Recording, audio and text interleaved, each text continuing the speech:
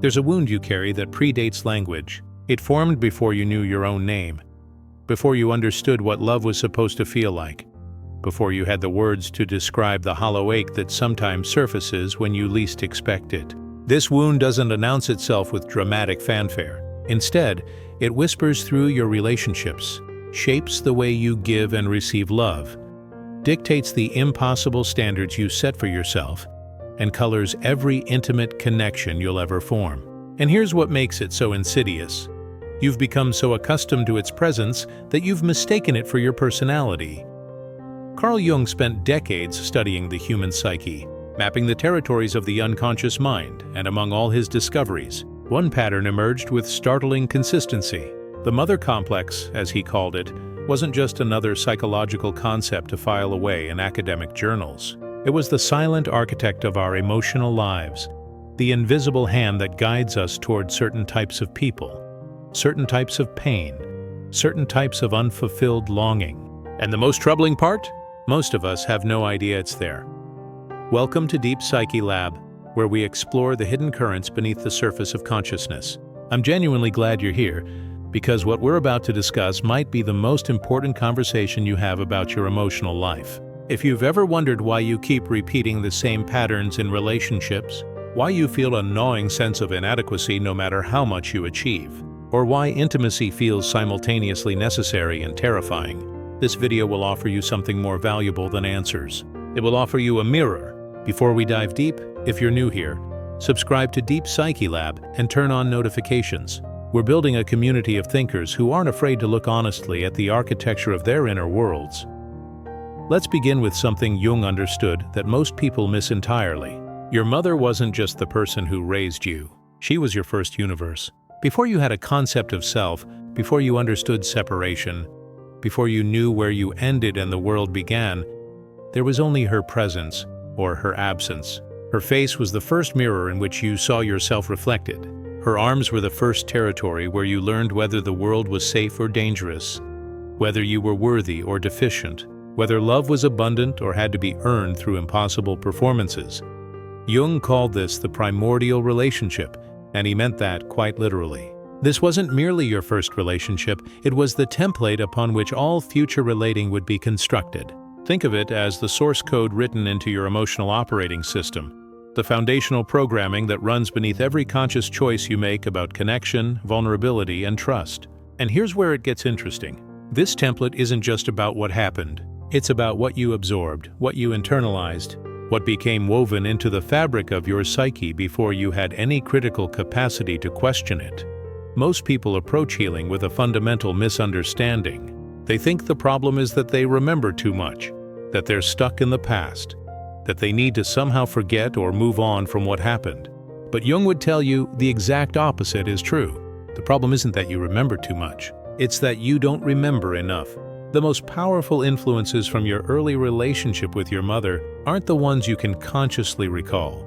They're the ones that became you, the ones that dissolved into your sense of normal, the ones you carry as assumptions about how life works and what you deserve. Consider for a moment the child whose mother was emotionally unavailable, perhaps depressed, perhaps overwhelmed, perhaps simply incapable of the attunement an infant requires. That child doesn't grow up thinking, "My mother struggled with her own wounds and couldn't meet my needs." That child grows up with a deep, wordless conclusion. "I am not enough to warrant attention. My needs are burdensome. Love must be earned through being smaller, quieter, less demanding." These conclusions don't live in your conscious mind where you can examine and challenge them. They live in your body, in your nervous system, in the automatic ways you contract or expand in the presence of others. Or take the child whose mother was intrusive, whose boundaries were violated in the name of care, whose every movement was monitored and corrected. That child learns a different lesson. I have no right to my own interior life. To be loved is to be consumed. Closeness means losing myself. Fast forward 3 decades, and this person sits in therapy wondering why they sabotage every intimate relationship at the exact moment it becomes truly vulnerable. Why they feel claustrophobic when someone loves them well. Why they equate commitment with the loss of self.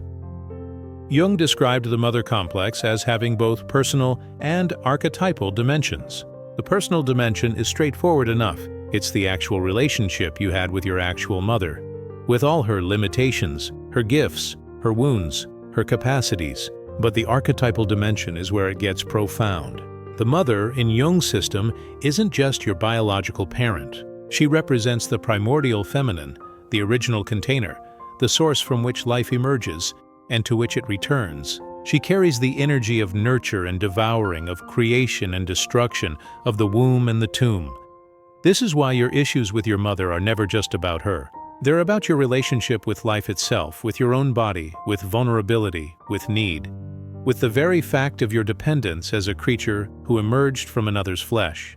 When you have an unresolved mother complex, you're not just struggling with a difficult parent. You're at war with the fundamental conditions of existence, with the fact that you were once helpless, that you needed desperately, that your survival depended on forces outside your control. The negative mother complex shows up in predictable patterns, and you'll likely recognize yourself somewhere in this landscape. For some, it manifests as the eternal child, the person who never quite feels adult, who seeks mothering in every relationship, who chooses partners not for partnership, but for caretaking. This isn't conscious neediness, it's a deep unmet hunger that got frozen in time, still waiting for the nurturance that never came, still hoping someone will finally show up and make everything okay. For others, the mother complex creates what Jung called the armored son or daughter, the person who learned to need nothing, to trust no one, to pride themselves on complete self-sufficiency. These are the people who say they don't need therapy, don't need help, don't need anyone. But Jung would recognize this immediately as the wound speaking, as the child who learned that to need was to be disappointed and who resolved never to be vulnerable again. The irony is that this defense against the pain of unmet needs creates a life of profound isolation, a fortress that keeps out not just hurt, but also love, not just disappointment, but also connection. Then there's the pattern of the perfectionist, the person for whom nothing is ever good enough, who drives themselves relentlessly toward impossible standards. This often emerges from a mother who loved conditionally, whose approval was contingent on achievement, whose affection had to be earned through performance. The child internalizes the message that their worth is extrinsic, that they must constantly prove their right to exist, that rest and self-acceptance are luxuries they haven't yet earned. Decades later, they've achieved everything by external standards, yet they're hollow inside, still waiting for the approval that was never freely given. And perhaps most painfully, there's the pattern Jung called identification with the mother, where the boundaries between self and maternal imago never properly formed. This person doesn't know where their mother's voice ends and their own begins. They carry her judgments as their inner critic, her fears as their anxieties, her disappointments as their own sense of failure. When they try to make a choice, they hear her opinion. When they feel happy, they wonder if she would approve. When they try to live their own life, they feel the weight of her unexpressed dreams and unmet needs pressing down on them like a debt they can never repay. Here's what makes the mother complex so difficult to heal. Unlike a broken bone that announces its presence with pain, the mother complex feels like reality. It doesn't feel like a pattern or a complex or something that could be otherwise. It feels like the truth about who you are and how the world works. The person who learned love is conditional doesn't think, I have a belief that love is conditional. They think, love is conditional, and anyone who suggests otherwise is naive. The person who learned they must earn their worth doesn't recognize this as a learned pattern. They experience it as simple fact, as obvious as gravity. This is why Jung insisted that consciousness is the first step toward healing. Not positive thinking, not affirmations, not trying to convince yourself your mother was actually fine. Consciousness means seeing the pattern clearly, recognizing it as a pattern rather than as reality, understanding how it formed and why it made sense in its original context. It means developing what Jung called the observing ego, the part of you that can witness your own reactions without being entirely identified with them.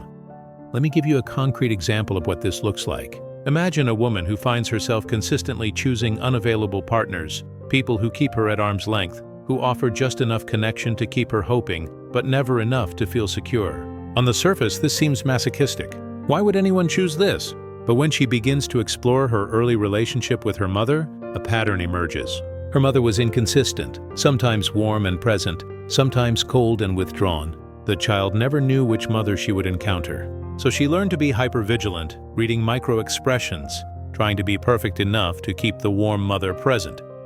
That little girl developed a tolerance for inconsistency and an addiction to the chase. Secure, available love actually feels boring to her nervous system, which was trained to equate love with uncertainty and the constant effort to win approval. She's not choosing unavailable partners because she's broken. She's choosing them because they feel like home, because her system recognizes the familiar dance, because part of her is still trying to solve the original puzzle: how to be good enough that mother stays. Consciousness means this woman can start to see the pattern. She can recognize that her attraction to unavailable people isn't a reflection of what she deserves, but a repetition of an old story. She can feel the pull toward the familiar and choose differently anyway. Not because she's convinced herself to want something else, but because she understands what she's actually hungry for beneath the surface pattern. But here's where Jung's approach differs from simplistic psychology.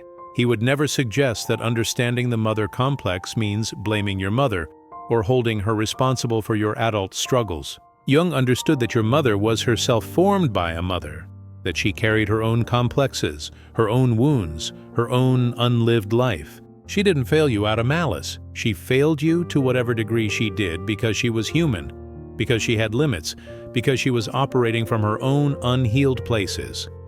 This is crucial to grasp. Healing the mother complex isn't about prosecuting your mother in the court of your mind. It's about seeing clearly what happened, acknowledging its impact on you, and taking responsibility for your own psychological material as an adult. It's about recognizing that while you didn't choose the original wound, you are choosing every day whether to remain unconscious to it or to bring it into the light where it can be transformed. Jung spoke of the process of individuation, of becoming who you actually are, rather than remaining a collection of inherited patterns and unconscious reactions. And he was clear that you cannot individuate without confronting the parental complexes, particularly the mother complex. This is because the mother complex isn't just one issue among many. It's the foundation upon which your entire psychological structure was built. Until you excavate that foundation and examine it clearly, everything you build on top of it will carry the distortions of the original pattern. The healing process Jung outlined isn't quick or comfortable. It begins with what he called the confrontation with the shadow, with all the parts of yourself you've denied or disowned because they weren't acceptable in your family system. Maybe you learned that anger was dangerous, so you became the peacemaker, and now you can't access your own boundaries. Maybe you learned that vulnerability was weakness, so you became invulnerable, and now you can't let anyone close. Maybe you learned that your needs didn't matter, so you became the caretaker, and now you don't know what you actually want.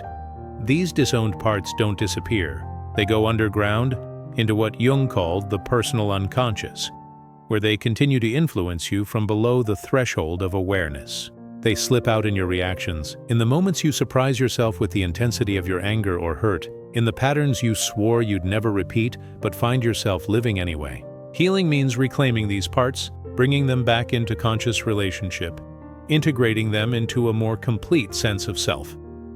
And this is where it gets really interesting. Jung believed that within the mother complex itself lies the seed of its own healing. The complex doesn't just carry the wound, it also carries the longing, and that longing points toward what Jung called the self, the wholeness that exists beyond the ego's limited identifications. When you feel that ache for something you can't name, when you long for a kind of love you've never experienced, when you sense there's a way of being you haven't yet discovered, you're feeling the pull of the self, calling you toward your own completeness. This means the mother complex, as painful as it is, can become a doorway rather than just a wound. It becomes the place where you finally stop looking outside yourself for the mother you needed, and you begin to develop what Jung called the internal good mother, the capacity to nurture, hold, and accept yourself. This isn't about becoming your own mother in some metaphorical sense. It's about developing the psychological function that can hold your own pain with compassion, that can meet your own needs without shame, that can offer yourself the steady presence that was missing from your early life. Let me be clear about what this internal good mother is not. It's not positive self-talk or affirmations in the mirror. It's not treating yourself to a spa day when you're stressed. It's not the self-care industry's commodified version of self-love. It's something much deeper and more substantial. It's the development of a genuine internal capacity to be with yourself in difficulty, to not abandon yourself when things get hard, to offer yourself the kind of presence that a good enough mother offers a distressed child. Steady, non-reactive, able to contain intense feelings without being destroyed by them. This capacity develops slowly, through practice, through choosing differently in small moments. It's the pause before you launch into self-criticism, the moment you catch yourself and ask what you actually need rather than what you should do. It's the ability to feel your feelings without having to fix them immediately or make them mean something catastrophic about you. It's learning to distinguish between the voice of the internalized critical mother and your own authentic voice, and choosing not to obey the former simply because it's familiar. Jung warned that this process would bring you face to face with what he called the negative mother archetype, the devouring aspect of the maternal that wants to keep you small, that fears your growth, that would rather have you remain a child forever than risk the separation that comes with your individuation. This might look like the actual resistance of your real mother to your changes, but more often it looks like your own internal resistance, the part of you that's terrified of outgrowing the familiar patterns even when they cause you pain. Because here's the paradox. Jung understood so well. The mother complex is a prison, but it's a familiar prison. It limits you, but it also defines you. It causes suffering, but it also provides a strange comfort in its predictability. To heal means to step into unknown territory, to discover who you are without the old patterns, and that prospect is genuinely frightening. Who will you be if you're not the person constantly trying to earn love? Who will you be if you're not the one who needs nothing? Who will you be if you stop organizing your entire life around avoiding disappointment? These questions aren't rhetorical. They represent real thresholds in the healing process, moments where you have to choose between the known suffering of the complex and the unknown potential of growth. And Jung would tell you that you'll likely choose the complex many times before you finally choose growth. Not because you're weak or broken, but because this is how transformation actually works. It's spiral, not linear. You revisit the same territory at deeper levels, and each time you have another opportunity to choose differently. As we come to the end of our time together, I want to leave you with something essential. Understanding your mother complex isn't about achieving some final state of being healed. It's about developing an ongoing relationship with your own psychological material, a capacity to see clearly and choose consciously rather than being unconsciously driven by patterns formed decades ago. The goal isn't to transcend your history, it's to integrate it, to carry it with wisdom rather than being carried by it. Your mother gave you life, and whether she gave it well or poorly, that gift is now yours to do with as you will. The wound she gave you, intentionally or not, can become the very place where you develop depth, compassion, and hard-won wisdom. Jung believed that our complexes, when made conscious and integrated, become sources of psychological richness rather than mere problems to be solved. The mother complex that once imprisoned you can become the doorway through which you enter your own authentic life. If this video resonated with you, if you recognize yourself somewhere in this exploration, I'd like to hear from you. Comment below with the phrase "I see the pattern" so I know this reached you. And if you found value here, please like this video and subscribe to Deep Psyche Lab for more deep explorations of the psyche. Turn on notifications so you don't miss future episodes, where we continue mapping the territories of the unconscious mind together. This channel is educational and not a substitute for therapy. If you're struggling with deep psychological wounds, please seek support from a qualified professional who can offer you the personal attention this work deserves. Thank you for being here, for having the courage to look honestly at these difficult territories. Until next time, keep doing the work of becoming conscious. It's the most important work there is.